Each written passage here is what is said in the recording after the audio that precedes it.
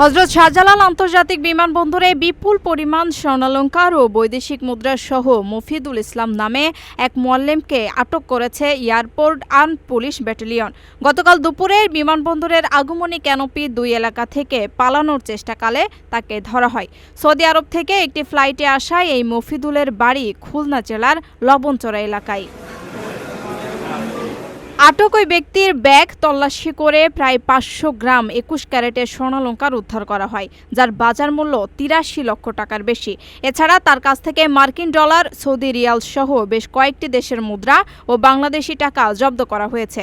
APBN জানায়, মফিদুল দীর্ঘদিন ধরে স্বর্ণ চোরাচালান সিন্ডিকেটের রিসিভার হিসেবে কাজ করে আসছিলেন। বিভিন্ন দেশ থেকে আসা যাত্রীদের মাধ্যমে শুল্ক ফাঁকি দিয়ে এসব স্বর্ণ অবৈধভাবে দেশে আনা হয়েছিল। এই ঘটনায় মফিদুলের বিরুদ্ধে বিশেষ ক্ষমতা আইনে বিমানবন্দর থানায় মামলা দায়ের করা হয়েছে। এয়ারপোর্ট এপিবিএন এর পুলিশ সুপার মোহাম্মদ রেজাউল কবির জানান, বিমানবন্দরে চোরাচালান রোধে তাদের বাহিনী সর্বদা সক্রিয়।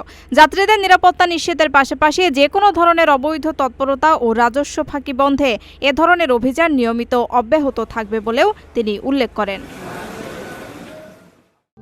প্রবাসীদের জন্য নির্মাণ হচ্ছে দেশের প্রথম স্মার্ট সিটি, যেখানে থাকছে স্কুল, মসজিদ, হাসপাতাল, সুইমিং পুল, হেলিপ্যাড, পাঠাগার, জিম, সুপারমার্কেট, শিশু পার্ক সহ সকল নাগরিক সুবিধা।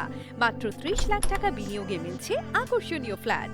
প্লাটিনাম ইনভেস্টরদের জন্য ঢাকা বিমানবন্দরে ভিআইপি প্রোটোকল সুবিধা। বিস্তারিত জানতে যোগাযোগ করুন স্ক্রিনে দেয়া হোয়াটসঅ্যাপ অথবা ইমো নাম্বারে।